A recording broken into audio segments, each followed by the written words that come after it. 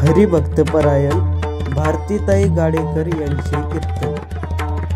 असेच नवनवीन कीर्तन पाहण्यासाठी आपल्या विठू माझा चॅनलला सबस्क्राइब करायला विसरू नका।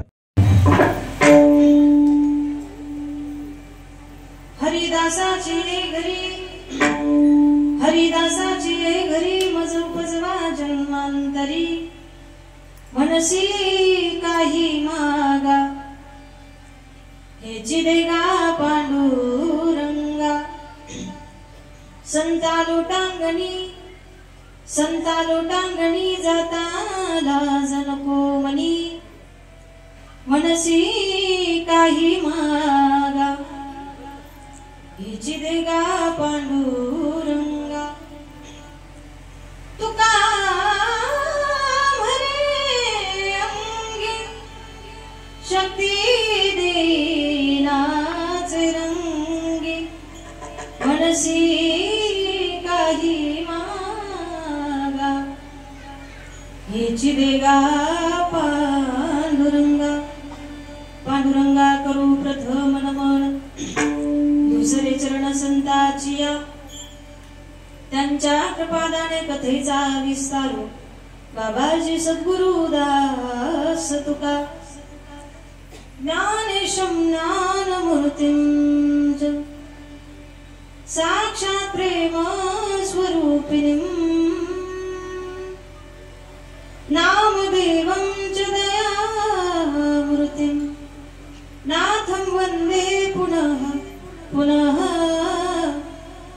वैराग्यस्य परामूर्तिं देहु क्षेत्र निवासिना, तुकाराम महाराष्ट्र भक्तराज चतुष्टकं। नमो ज्ञानेश्वरा, नमो ज्ञानेश्वरा निवृत्ति उदारा सोपान देवा। मुक्ताबाई नमो त्रिभुवन पावनी, आद्यत्रय जननी देवाचे। गंगा विशुद्धं नितपाद स्पर्शं, सर्ववेष्टितं चुंबितं पुण्यस्थानं, सराले स्थितं तं समाधिस्थमूर्तिं। नमामि गंगागिरिजे योगिराजं, तपो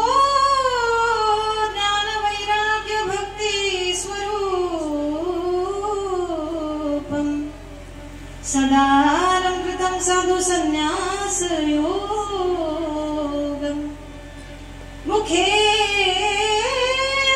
वेदांत शास्त्रार्थ रीतिं, नमो नारायण गिरिं ब्रह्म स्वरूपं। जयांचे किरिया स्मरण होय सकळ विद्यांचे अधिकरण, तेचे बंधू श्री चरण श्री गुरूंचे तिरमस्कारोनी आता। जगजालपालं चलत्कण्ठमालं, शरच्चन्द्रभालं महादैत्यकालं। नभोनीलकायं दुरावारमायं, सुपद्मासहायं भजेऽहं भजेऽहं। नागेन्द्रहाराय त्रिलोचनाय, भस्मांगरागाय महेश्वराय, नित्याय शुद्धाय दिगंबराय, तस्मै नकाराय नमः शिवाय। नमः शिवाय नमः शिवाय, नमः शिवाय नमः शिवाय। अष्टसिद्धि नवनिधि के दाता, असबर दीन जानकी माता। राम रसायन तुम्हारे पासा, सदा रहो रघुपति के दासा। राम लक्ष्मण जानकी जय बोलो हनुमान की। श्री संतांची माथा चरणावर, श्री संतांची माथा चरणावर।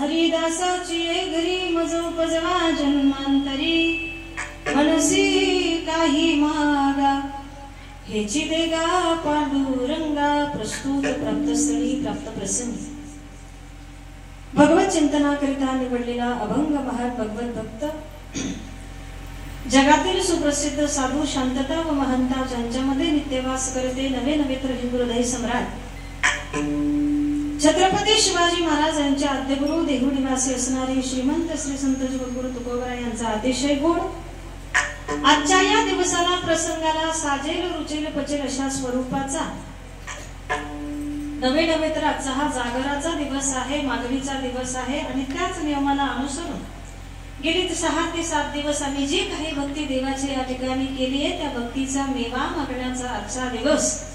मग देवाकडे गेल्यानंतर भले जीव कोणताही असो काय मागावं याचं विशेष ज्ञान आपल्याकडे नाहीये, पण संतांकडे मात्र याचं ज्ञान असल्या कारणानं देवाकडे गेल्यानंतर आपल्या हिताचं कल्याणाचं सार होईल असं या उद्देशानं केल्यानंतर काय मागावं याचं गोड असं चिंतन करणारा मागणीपर प्रकरणातील 4 चरणाचा अति उत्कृष्ट अशा पद्धतीचा अभंग सेवेकरिता निवडला। विठ्ठल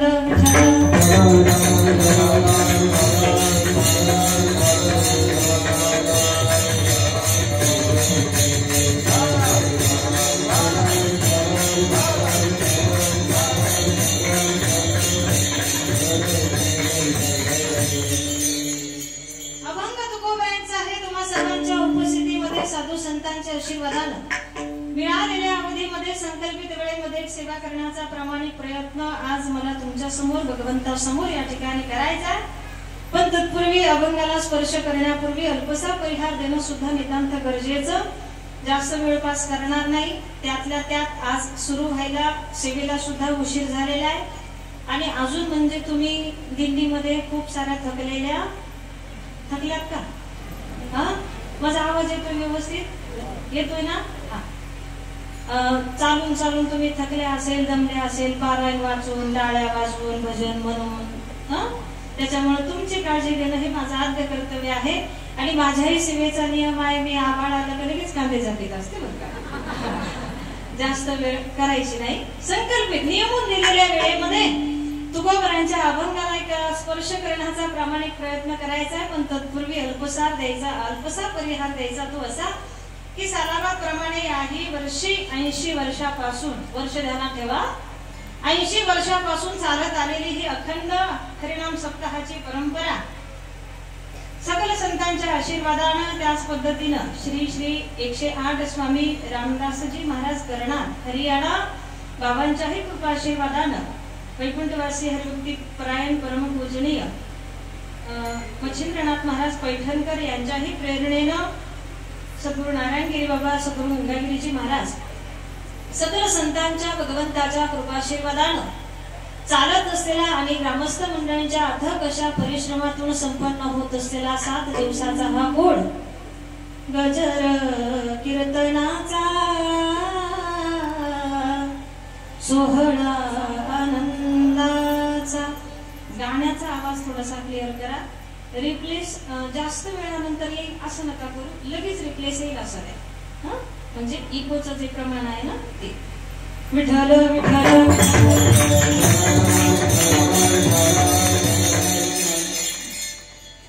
तर सकल संतांच्या आशीर्वादानं चालत असलेला हा अखंड हरिनाम सप्ताह वर्ष विद्वान जाग्यानं तुम्ही बोला. वर्ष किती आहे? 80 वर्षापासून आम्ही कीर्तन ऐकत आलेली मंडळी आहोत ना. आता तुम्ही म्हणत आहे आम्ही 80 वर्षाचे का? अखंड हरिनाम सप्ताहाची परंपरा, फार फार जुनी परंपरा जोपासणारं तुमचं हे गाव श्री क्षेत्र पढेगाव. अगदी इथं आल्यानंतर खरोखरच वारकरी संप्रदायाची सेवा करण्यासाठी देवानं जन्म दिलाय म्हणून अजून उर भरून आलं बरं का. काय या टाळ्या तुम्हीच तुमच्यासाठी अजून एकदा जोरात वाजवा. तुम्ही आमच्यात नाहीत का? वाजवा टाळ्या. तुम्हाला पण सांगितलं, तुम्हाला वाटलं आज यांचा दिवस आहे तर यांचं होऊ द्या असं काही नाही ना. तर ही 7व्या दिवसाची जागराची सेवा, सेवेसाठी महाराष्ट्रातील नामवंत गायक वादक वारकरी मंडळींची उपस्थिती आपल्या या सप्ताहासाठी लाभलेली आहे. त्यामध्ये गोड मृदंगाची साथ करण्यासाठी आदरणीय परमार्थ प्रेमी आमचे रामेश्वर दादा या ठिकाणी असतील. दादांचंही निमंत्रण माझ्यापर्यंत पोहोचलं, त्यांचे मनस्वी आभार या ठिकाणी व्यक्त करते. सुंदर गायनाचार्य गानगंधर्व मंडळी असतील, हरिभक्तीपरायण दीपक महाराज सोमासे, हरिभक्तीपरायण मौली महाराज कदम, हार्मोनियमची सुंदर साथ करतायत अशोक महाराज खरात, सुभाष महाराज खरात, नामदेव महाराज मेंगडे. आता या 3 पैकी तुमचं नाव कोणतं? चौथं. बरं नाही, 4 नावं नाही तर 3च आहेत. बरं बरं जाऊ द्या. काकांचे मनस्वी आभार या ठिकाणी व्यक्त करते. संपूर्ण आमचा विद्यार्थी वृंद या ठिकाणी आहे, आमचे दादा या ठिकाणी आहे, सर्व सर्व सर्व अगदी इकडे वारकरी मंडळी आहे, ग्रामस्थ भजनी मंडळ आहे, पंचकोशीतून उपस्थित राहिलेलं भजनी मंडळ, आमच्या सगळ्या मुक्ताबाई, मीराबाई, जनाबाई सर्वांचे मनस्वी आभार. आमचे निखिल दादा सुंदर विण्याची साथ करतायत, त्यांच्याही चरणी वंदन. आदरणीय परमार्थ प्रेमी सबंध महाराष्ट्रामध्ये एक महिला कीर्तनकारामध्ये विशेष आणि गोड नाव ज्यांचं नेहमी उच्चारलं जातं अशा माझ्या मोठ्या भगिनी संपूर्ण दिदी या सुद्धा आज उपस्थित राहिल्या. ताईंच्याही चरणी वंदन आहे. माझ्यासोबत आलेल्या शुभांगी ताई असतील, त्यांच्याही चरणी वंदन. तुळशीवाल्या मावशी तुमच्याही चरणी वंदन. सिस्टीमवाले दादा आहेत, त्याला जसा हवा पाहिजे आवाज देत आहेत, तुमचे सुद्धा विशेष मनस्वी आभार या ठिकाणी व्यक्त करते. आपल्या गावाचे अगदी गावामध्ये आल्यानंतर फार फार आनंद या ठिकाणी वाटला. आमचे आदरणीय सरपंच भाऊ असतील नाना, त्यांचे मनस्वी आभार. कारण असे तरुण तडफदार जर कार्यकर्ते असेल तर निश्चित एवढा समाज 100% आलाच पाहिजे बरं का. कारण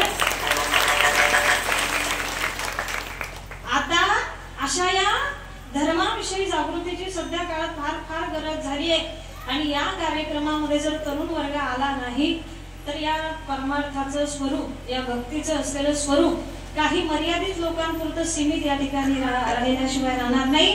पण असो, इथे आल्यानंतर सगळ्या तरुण वर्गांचा जेव्हा उत्साह पाहिला, प्रोत्साहन त्यांना तुमच्यापासून मिळालेलं पाहिलं, तेव्हा विशेष आनंद या ठिकाणी वाटला.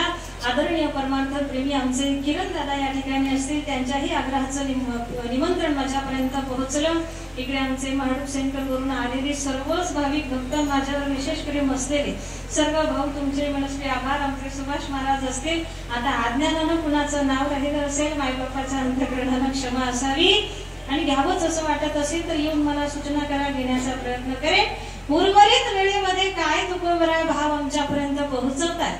संसारी जीवानं देवाकडे गेल्यानंतर काय मागावं याचं विशेष असं ज्ञान आजच्या अभंगामध्ये माझे तुकोबराय आपल्या समोर ठेवतायत. मग मागणी मागणाऱ्यांचे सुद्धा 4 प्रकार या ठिकाणी पडत आहेत. देवाचा आणि तुकोबरायांचा झालेला संवाद आजच्या अभंगामध्ये दिसून येतो. जगाचा मालक प्रत्यक्ष तुकोबरायांसमोर हात जोडून उभा आहे, विनवण्या करतोय, विनंत्या करतोय, काहीतरी मागा, काहीतरी मागा. आता या प्रकरणाचं कारण काय, या विषयाचं कारण काय, तर तुकोबरायांच्या अवताराचं जेव्हा आम्ही चिंतन करू गेलो तर जे झाले अवतार तुका त्यांचे बरोबर एकूण 6 अवतार तुकोबरायांचे सांगितले आहेत. आणि 6ही अवतारामध्ये तुकोबराय फक्त आणि फक्त देवाची भक्तीच करतात, सेवाच करतात. या भक्तीच्या सेवेच्या व्यतिरिक्त काहीही काम आपल्या जीवनामध्ये करत नाही. आणि मग 6ही जन्मामध्ये देवाची भक्त आणि फक्त भक्तीच केल्यानंतर या भक्तीचा थोडा सुद्धा मोबदला कोणत्याच जन्मात तुकोबरायांनी देवाकडे मागितलेला नाही. तुकोबरायांनी मोबदला मागितला नाही. मग या जन्मात मात्र जगाचा असलेला मालक तुकोबरायांसमोर येऊन उभा राहिला. तुकोबराय, मागे 5 जन्मामध्ये तुम्ही फक्त आणि फक्त माझी भक्तीच केली आहे, पण भक्तीचा मोबदला एकाही जन्मात या ठिकाणी मागितला नाही. पण आज मी तुमच्या समोर हात जोडून उभा आहे कमीत कमी या तरी जन्मात थोडं का होईना माझ्याकडून तुम्ही मागून घ्या, जेणेकरून तुमच्या भक्तीच्या ओझ्यातून थोडा तरी मी मुक्त होईल, उत्तीर्ण या ठिकाणी होईल. जगाचा मालक विनवण्या करतोय. प्रसंग चित्र तुम्ही सर्वांनी डोळ्यासमोर आपलं कीर्तन होईपर्यंत ठेवायचं आहे बरं का. तुकोबराय आणि तुकोबरायांच्या समोर जगाचा असलेला मालक उभा आहे. दोघांमधला संवाद फार सुंदररित्या या ठिकाणी चालू आहे. पण तुकोबराय म्हणतात, देवा जरी तुझं म्हणणं असेल काहीतरी मागा, पण माझं मात्र पक्क ठरलंय की मला तुझं काहीही लागत नाही. माझा ठाम निश्चय या ठिकाणी झालाय, मला तुझं काही लागत नाही, अथवा तू काही द्यावं म्हणून मी मुळात तुझी भक्ती करत नाही. मग तुकोबराय काही मागायला तयार नाही. आता तुकोबरायांच्या जागेवर थोडक्यात एक कल्पना करा. तुकोबरायांच्या जागेवर आमच्यातलं कोणी जर असतं तर काय केलं असतं आम्ही? यादी तर आधीच लिहून ठेवलेली आम्ही रे मोठी. काय केलं असतं? कारण तुमचा आमचा सुद्धा एक प्रकारचा वर्ग आहे. मागणी मागणाऱ्यांचे एकूण 4 प्रकार पडतात, 4 वर्ग पडतात. पहिला वर्ग आहे सेवाही करत नाहीत, मागणीही मागत नाही. तुमच्या गावात नास्तिक लोक आहेत का? आहे का? आहे असं मला तरी वाटत नाही बरं का. नास्तिक लोक या वर्गात येतात. देवाला ते मानतही नाहीत आणि हात पसरवण्यासाठी त्याच्या समोर जात सुद्धा नाही. सेवाही नाही आणि मागणी सुद्धा नाही. दुसरा वर्ग आहे जेवढी सेवा करतायत तेवढीच मागणी देवाकडे करतायत. उदाहरणार्थ शेतामध्ये काम करण्यासाठी एखादा रोजगार आहे, कामगार आहे, जेवढ्या दिवस तो काम करतो तेवढ्याच दिवसाच्या पगाराची मागणी आपल्या मालकाकडे करतो. पण तिसरा वर्ग मात्र एवढा विचित्र या ठिकाणी सांगितलाय. या तिसऱ्या वर्गामध्ये माझ्या सगळं आपण सगळंच येतो बरं का.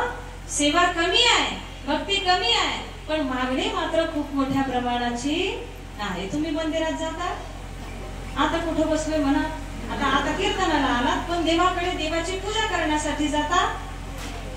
बोलत नाहीत का इकडं? हा म्हणा ना, मग जातात ना. देवाची पूजा करण्यासाठी काय काय साधन सामग्री घेऊन जातात? अगदी अर्ध्या सेकंदामध्ये पटकन सांगा. अगरबत्ती, कपडे, कापूर. काय? अगरबत्ती, कापूर, भस्म, अक्षदा, हळदी, कुंकू, अजून काय फोडायला? डोकंच फोडतात का डायरेक्ट? नारळ असतं ना, नारळ केवढ्याच आहे? किती? 20 रुपयाचं नारळ. आता कापूर, अगरबत्ती, वातीचा, भस्माचा, अक्षदाचा जर एकूण हिशोब केला तर जास्तीत जास्त 50 रुपयाच्या वर का हिशोब लागणार नाही. सगळ्या साधन सामुग्रीचा जर हिशोब आम्ही लावला तर 50 रुपयाच्या आतच हे सगळं सामान या ठिकाणी येतं. हे सगळं आम्ही घेतो, देवाची पूजा करण्यासाठी मंदिरामध्ये जातो, हे सगळं सामान त्याला अर्पण करतो. आता 50 रुपयाचं सामान वाहिल्यानंतर मागताना सुद्धा 50 रुपयाचंच मागितलं का? काय मागितलं? संसारी जीवाचा फार विचित्र आणि वेगळा स्वभाव सांगतात आमचे संत.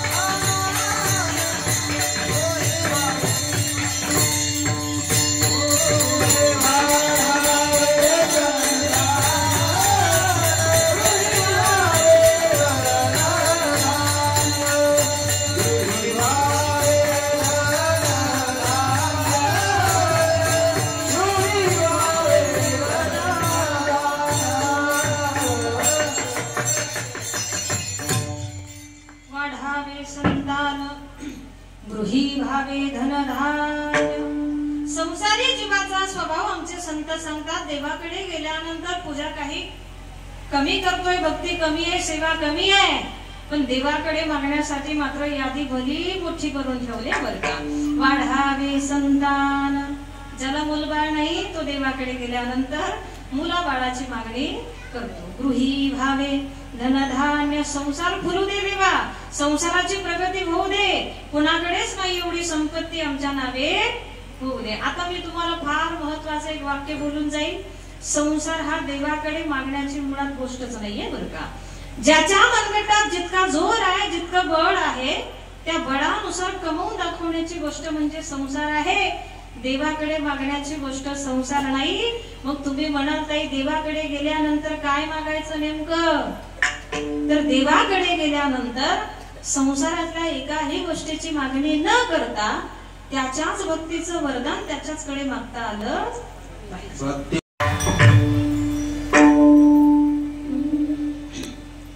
भक्ती प्रेमा विना ज्ञान नको देवा, अभिमान नित्य नवा दया माझी,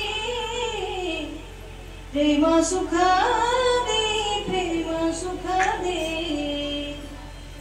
भक्ती प्रेमा विना ज्ञान नको देवा, त्याच्या असलेल्या भक्तीचं वरदान आम्हाला त्याच्याकडे मागता आलं पाहिजे. भक्ती साधना करण्याकरिता शरीरामध्ये अंगी असलेलं बळ आम्हाला त्याच्याकडे मागता आलं पाहिजे. म्हणून देवाकडे गेल्यानंतर विशेष रूपानं काय मागावं संसारी जीवानं?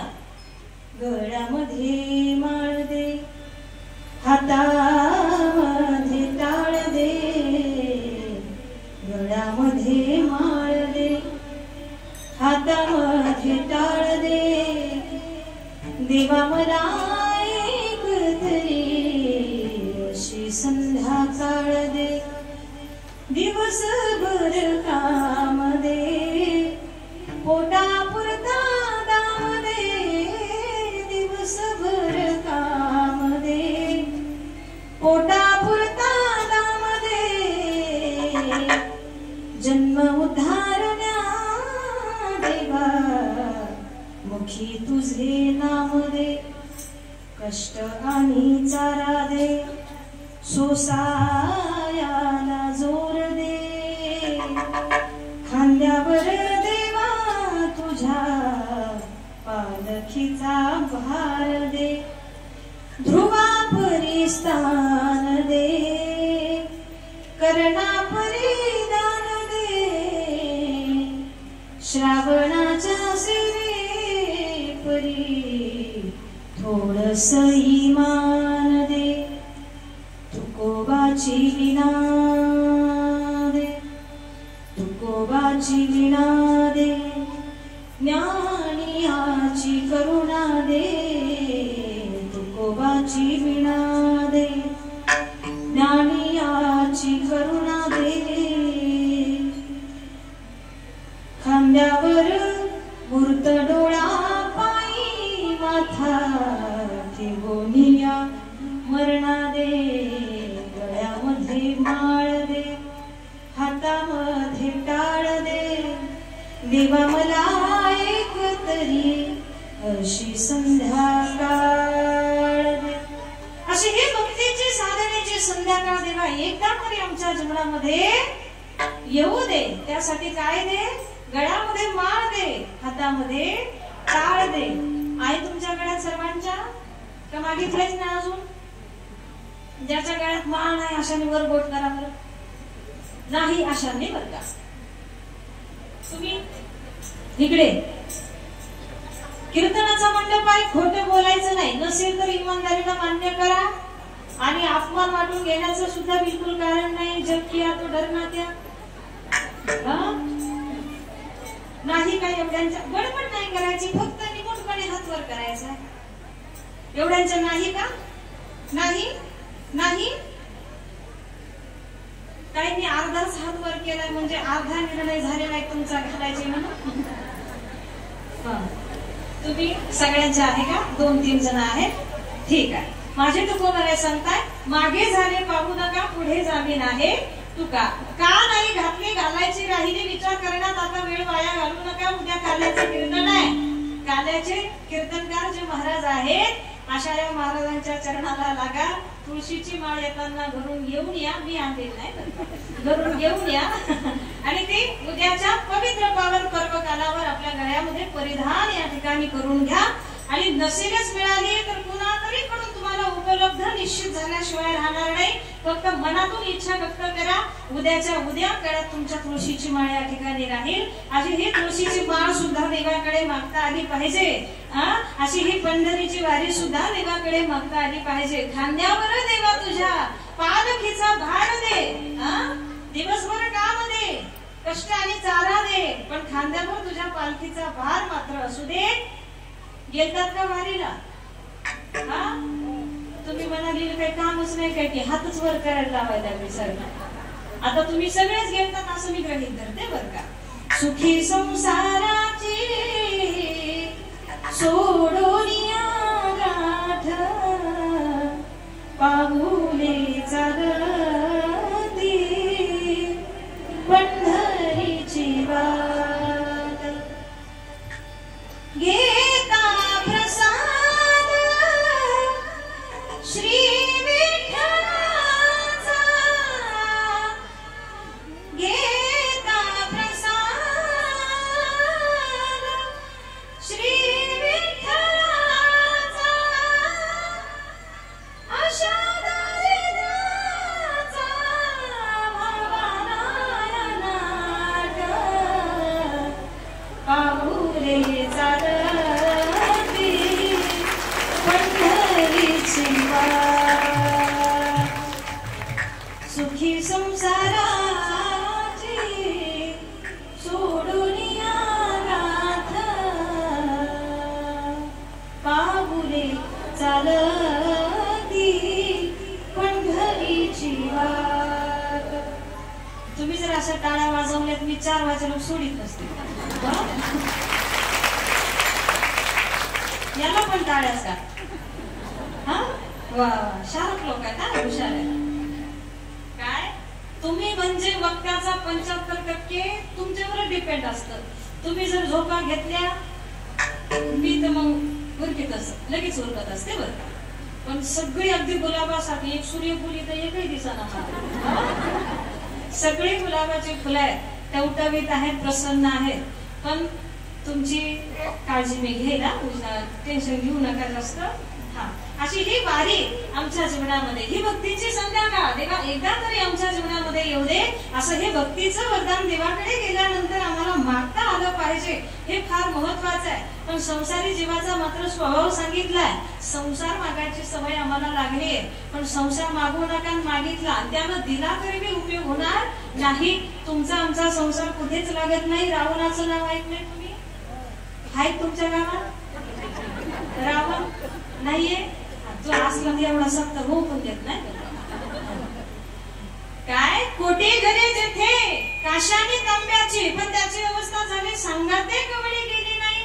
पण एवढा मोठा संसार असून जर त्याला कवडी नेता आली नाही तर आमची 2-3 एकराची शैली कुठपर्यंत चालणार आहे? आजी कुठंच कामाची नाही. म्हणून संसार देवाकडे गेल्यानंतर मागू नका.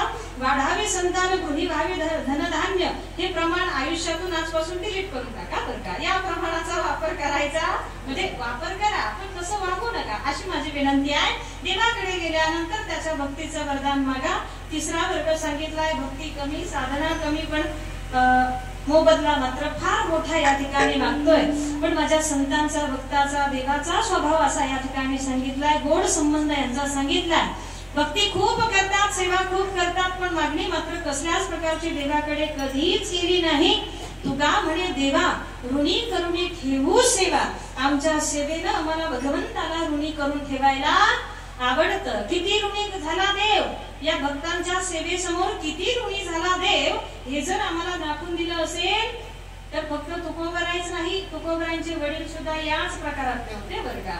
कितीतरी जन्माची देवाची भक्ती आहे. वारीचा नित्यनेम जीवनामध्ये लहानपणापासून चालू आहे. नवे नवे तरी आईच्या गर्भात पहिली वारी या ठिकाणी यांची झाली आहे.